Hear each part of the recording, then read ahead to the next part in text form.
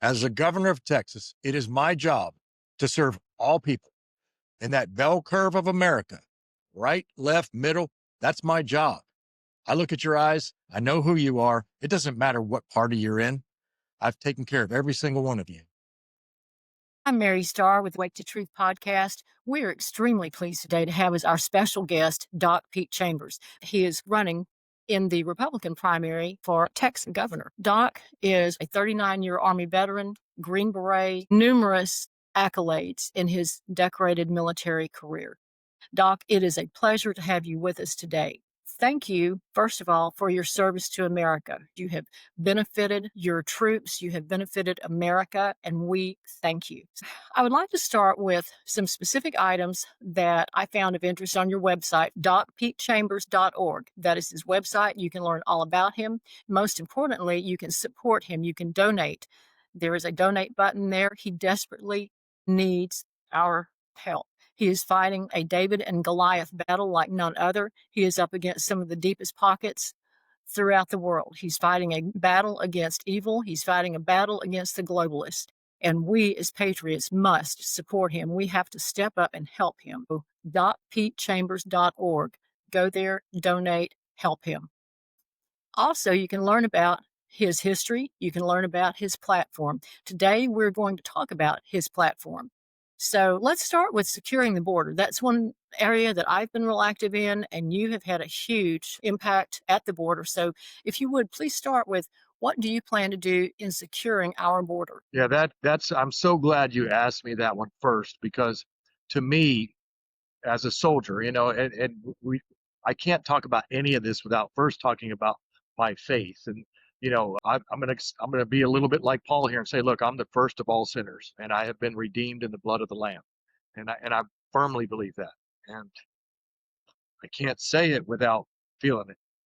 And so for me, the life that I lived before really coming into a relationship with Jesus was a different life. I didn't really understand the relationship that was there. It's kind of like a father has a son and he leaves the prodigal son and he comes back and he still accepts it. And so that's where I'm at in life now as to the person that I am and I'm walking in. And it took me a long time to figure it out. I'm 60 years old and being a soldier for 39 years of that, I spent my time focusing on the defense of the nation, the national defense, at the tip of the spear, if you will.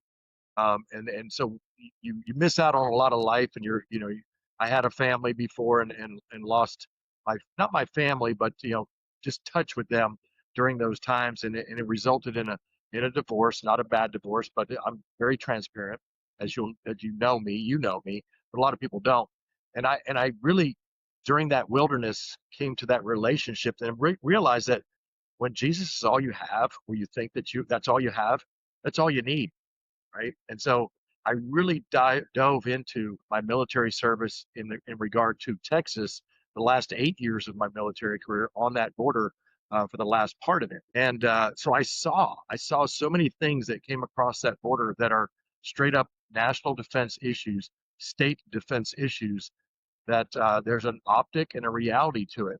As if you look in the book of Ezekiel, chapter 33, I ask your people that are listening to be led to read that. We are watchmen. And as watchmen, if we do not do our job as watchmen, which means to sound the sentinel, to blow the shofar, to let people know, to toll the bell, if we don't let you know, then we're doing you a disservice as a public servant. And that's what I've been, since September of 1983, was a public servant. And so for me, I have to sound that alarm because downrange, it's easy. It's easy to understand. When I say downrange, Iraq, Afghanistan, it's if I'm on the watch and I don't notify my soldiers inside the camp who are sleeping at night that something's coming, then that's a bad day for everyone. So I have to notify it. And so I try to do it without fear in this case, because now I'm running in a gubernatorial primary to take the senior position in the state of Texas as public servant, right? So as the public servant, it is my job to provide, as your question posed to me, the defense of this state, right? That's my primary baseline. The baseline of it is that we live in peace, that you sleep in bed at night, knowing that there are rough men on a border watching it, protecting you so that you can sleep peaceably and truly gain all the things that come with a constitutional republic, right? Those freedoms. Then we can start talking about economic freedom and freedom from oppression on taxes. And we can talk about data centers in Abilene and all the other subsidiary things that protect us. But the first thing has to be defense. Ministering that I spoke at community center churches, much like ours in Central Texas, and then somebody asked me, "Would you run for governor?" And I said, "Not, no, no way." Right? Uh, and but then they talked me into at least praying about it, and I did, right? And I prayed about it. And so their question to me, the way they posed it was, but who's going to protect us? Because the country has changed in regard to the security of the nation, but the politicians haven't changed, right? And so who's going to be that person? Who's going to be that Eisenhower that left Normandy and became a president, secured a nation?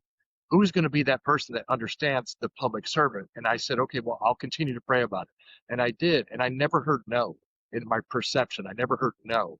I heard, yes, you must. So this is where I'm at. So, but baseline, if you look at the website, it says, securing the borders. Well, what does that mean? That means the reality matches the optics. Because as I said before, I saw what happened.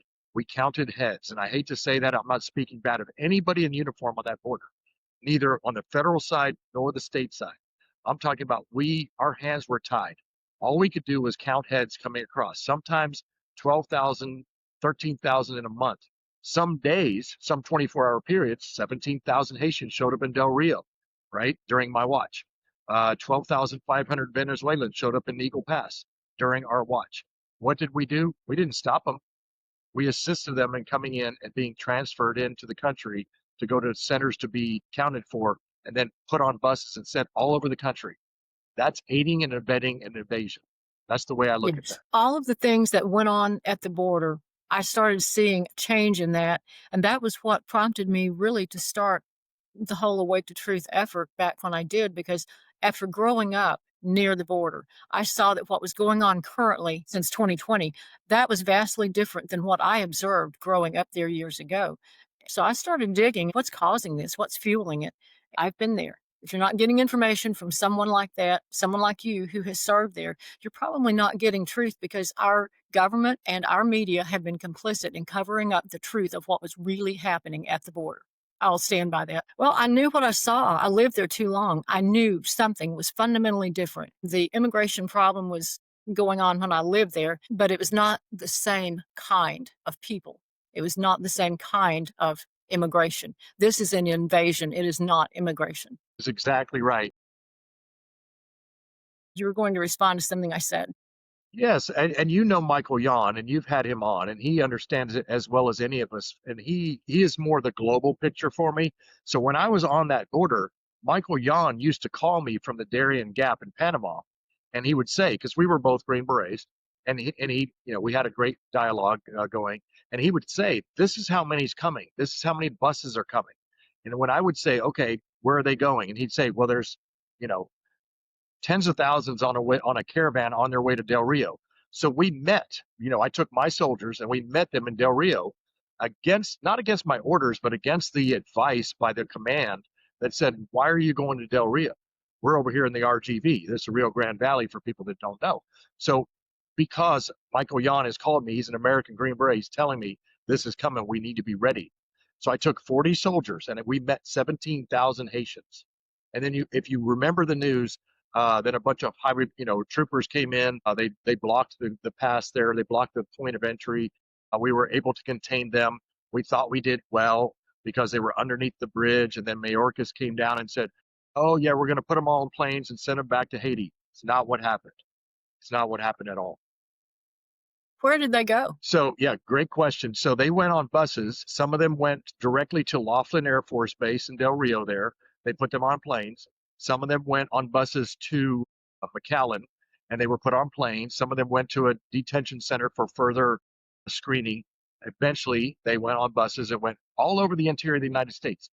And the problem is that, as you said, these are not the typical people that when I was a kid that walked across the bridge across Laredo and went into town and got some good food and came back and got some tourist stuff. No, It's not the same people. These are people that are barbarians, right? Not all of them, many of them. Barbarians, there's a mindset, and it's plunder, it's take, it's steal, it's injure, it's maim, it's kill, it's drug abuse, it's drug transferring. These are the people that come across that you cannot negotiate with. There is no reason to put them in the interior of the country, give them a court date set out for a year, maybe 2 years, and hope and pray they don't do something when they don't have a job and they can't speak the language. What do you expect them to do? So in my mindset as a Green Beret, I look at that and think color revolution. And this is why I say that. And it's extreme. And many people say, what do you mean by color revolution?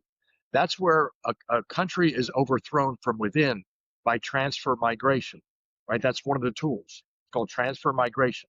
It's been done for years and years and years throughout the world's wars. When a subset of people leaves because of a war, and Haiti wasn't in a war, they didn't have to leave. They didn't need asylum. There was nothing going on with the Haitians, but they were given money by different organizations, NGOs, to help transport them in across the Darien Gap, the little narrow sliver in Panama, on up into Mexico to be put on trains and buses, moved up into our country. That's just one faction. There were 150 countries represented coming across that border. Not all of them were migrant Mexicans looking for a job for a season and then going back peaceably like it used to be. So I have nothing wrong with that. My dad came from a foreign country, and my dad became a U.S. citizen. We spoke English in our house, right? He changed his last name before I was born to an Americanized name, but he became a citizen, then became a doctor. That's where I got my interest in medicine because he was a family doctor, small town, going around doing house calls, all those good things when I was growing up, right? So I understood the patriotism that he had for this country because his country was a war-torn country in Europe. The Germans came in and destroyed his country. The communists came in and tried to take it over. My dad was a partisan fighter. That's why he got to come to America, but he learned English first and then became a U.S. citizen. That is the kind of citizenry that I'm talking about when you want to become a citizen and you assimilate to the culture. Assimilation is the key right there, that one word, because so many of the ones coming over have no intention at all of assimilating. They want to change us to what they came from. And I have to ask the question, well, if where you came from is so great, why don't you stay there and not come here? Nobody's answered that yet. That's it. Interestingly, I was asked to speak about 2 years ago in Branson. And so I took information to them about what's going on at the border. I said, if you think that these people come across the border and stay in the border states, you're sadly mistaken. They are transported all over the entire US. You don't know it. There probably are some right now in your backyard. How how could we have known what would play out in Springfield? And that was literally in their backyard. So that brings up another aspect of what I had wanted to cover today. There have been two areas in Texas that have been in the media to some extent: Colony Ridge in the Houston area, and then the Epic development in the Plano area. I'd like you to speak to what you know about that, what is behind it, and what your plan is to stop it and to stop future things like that from occurring. Yes. Okay. So both of those I'm intimately involved with as far as researching and actually conducting information operations to gain as much as we can to put it out there to let people know. So I'm going to start with Colony Ridge. As you know, Michael Yon was heavily involved in that with his operation with Ann Vanderstill. We went over to Liberty County on the very first trip. Now, Todd Bensman had already been out there and exposed it, but it was out more in the print media. So we brought in cameras, jumped in a helicopter, flew over it. Colony Ridge is in Liberty County, north of Houston. It is 40 square miles of property that has been developed by a developer out of, I believe, Cut and Shoot, who, when we follow the money trail, goes to a guy named Trey Harris. Okay, that's the guy. And so what he did was, and he's been doing this since 2015. This isn't just brand new. This has just been exposed more recently. But there have been complaints that there was neighborhoods that were all illegals that were living in there, different various ethnicities, but primarily Central American. Okay, so those gang members that live in there now, and there's many of them, number somewhere around 40,000. At the time that we exposed it a couple years ago, it was around 20,000. So it's doubled. When or it won't, but it was intended to house up to 200,000 illegals in an area where he could, clear cut an area of trees because that's the piney woods, right? So clear cut the area. It's red clay. They went in there and they put the development in. The roads are there, but they haven't been filled out. It would fill up 200,000. That would be the 18th largest city in Texas. Wow. Not city, but community. So there's a lot of questions as to what's the purpose, right? What is the purpose and how did this happen without any oversight? I don't know how it happened without any oversight. But when you follow the money, and the private investigators did that, you follow the campaign contributions to Governor Abbott, previous campaigns, it's just over, pretty well into over $1 million of campaign donations that went to his campaigns in the previous years. So I get it. You got to discuss that. The governor has to discuss that. I don't understand that side of it. I wouldn't take money from something like that. But my problem is the security of that area, because there have been people that have been killed in there in just needless killings. So there have been people that have been rolled up in there by Texas law enforcement, but it is not typically patrolled. So when it was exposed by Michael Yon and Ann Vandersteel on Operation Burning Edge, that was the name of the operation. It was embarrassing, right? So when it was embarrassing, they sent in a bunch of DPS folks and local law enforcement, arrested a few people, and then you've heard crickets from it since. But it's still growing. As I told you, the numbers have increased twice what they were at that time. So that's a problem, right? Colony Ridge. Now, there are some schools in there that are teaching, they're private schools, or yeah, they're private charter type schools, teaching Mandarin Chinese to students in Liberty County, Texas, as part of the curriculum. Not everyone, but some of them. So still, it raises a lot of questions. It raises a lot of questions. And so we are continuing to expose it. So I talked to Ann, I talked to Michael, continuing regularly to expose it, because until we expose it, or until we get a governor in there that stands up and says, no mas, right? No more, then it's Lamas. going to continue to expand. Is it true that some of that area is in a floodplain? Yeah, it actually is. And it's it's not well laid out. It wouldn't be like a neighborhood that you would think of outside of let's say Austin, or outside of Plano area, but it is it's laid out because it's it's most of the people coming in that don't have a lot of money, right? And so what I'm seeing is a municipal or urban development type of thing, where they will tax them, subtax them, what's called a MUD, colloquially, or acronym is the MUD. And so that is what I'm seeing. But I've not been there lately, so I can't tell you exactly how much more it's expanded. But it is in a floodplain, parts of it. I also have read that the people were misled as far as how the whole thing would be handled. They were basically lied to, and the interest rates, from what I've seen, look like they should be subject to usury laws. What are your thoughts on that? Right.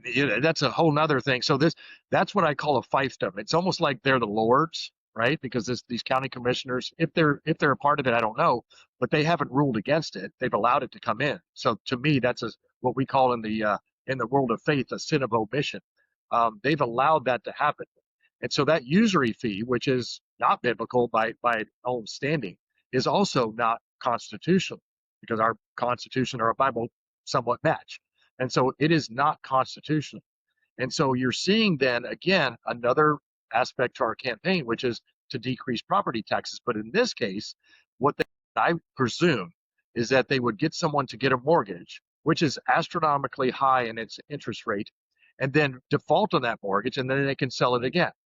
And you see, this is a common thing that happens around the country, not just Colony Ridge, is to take advantage of people, and they know that they can take advantage of them because they don't even read English, and so you just get them to sign the bottom line, and the next thing you know, they're out on the doorstep, but they're just going to move down and get another mortgage, and then that perpetuates itself. It continues, as we call it in the military, a self-licking ice cream cone, and all it does is generate more income, more money for those little fiefdoms out there, those little lordships, which is not constitutional.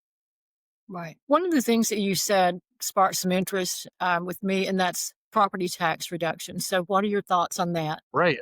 With regard to property tax, once again, I just look at the Constitution, and the property tax problem in Texas is probably one of the worst ones in the nation. We have a lot of appraisals that come back, and especially in the last 10 years, and especially in the area that I live in, you live in, west of Austin. It's kind of a outer suburb of Austin.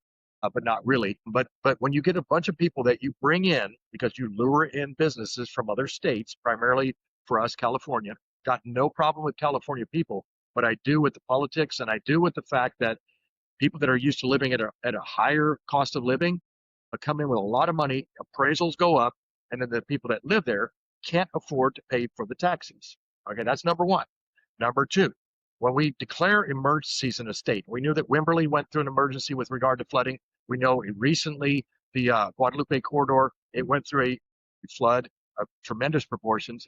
And what happened to those counties? Well, four of them have increased their property taxes based upon the emergency declaration. So when we get an emergency declaration, here's what's supposed to happen. What's supposed to happen is there's a fund in Texas. That fund is to allow for emergencies to be responded to. Well, it's sitting in somewhere around $26 billion right now. And that fund is a living fund. It continues to grow, a living budget. And so if it is not used, it just continues and continues on, and somebody's collecting the interest on that. But it's not being used because there's still money in there from Harvey, right? So to me, when you look at where the money comes from, 75% of it comes from the federal government, 25% from the state of Texas. So the federal government is basically got a little stake in this thing. So if they're not using it correctly, if there is fraud, if there is waste, if there is abuse, I'm not saying that there is because I haven't done the audit, but an audit needs to be done immediately so that you could take that money, use it correctly, not increase the taxes on the people that live in those declared counties. And how many counties are currently declared as emergency right now in the state of Texas? 66 counties are not. The rest of the 250, because they did not drop the emergency declaration at the end of the emergency. So there's a reason why then they can continue at the local level, county level, to increase property taxes. That right there is enough to decrease our taxes alone. Since Governor Abbott's been in office, he's gone up 26% from where it was before. And I don't know what the rate was because it's all based upon each county and each township. So, but from there, it's gone up 26% statewide, county property taxes, not county, but property taxes in the state level. So my intent is to cut that, right? To cut it back to zero if we can. We can't do it day one because you would flip the economy on its head. But you look at Florida, and I hate to have to follow what Florida's doing. I believe that maybe DeSantis's team is reading our playbook because I have the smartest, brightest people in the world that are preparing this. I have 4 different courses of action that we're looking at in order to be able to phase them out. Oklahoma's doing the same thing. Now they don't have the same problems we do with regard to emergencies, and I appreciate their governor a little more because he does governor in a more constitutional sense. But for us, we've got to phase that out because our schools right now is a large portion of that school tax. I don't believe that if you don't have children in school, you should have to pay a school tax. I think if you homeschool, you shouldn't pay a school tax, right? I just believe that you're not benefiting from that process. So for me, that's the start. That's just the start. But there's a lot of money being wasted in Texas schools, a whole other subject. Totally agree. Doc, it has been awesome having you on with us. Thank you so much for all of your time, your wisdom, your insight, and just sharing your heart, just being genuine and real. It is such a breath of fresh air. Thank you very much. It was my pleasure, and it was great to be here. Thank you. Need to be following what other states do. That's the status quo that we've been dealing with. Everybody talks about it. Look what Florida did. Look what Arkansas did with regard to land that Chinese own in Arkansas. No, Texas takes the lead. That is the way we stay ahead. That's how we stay at that top level. We'll bring everything else up because it will follow. You follow the economy and everything thrives. But if we don't, then we're just surviving.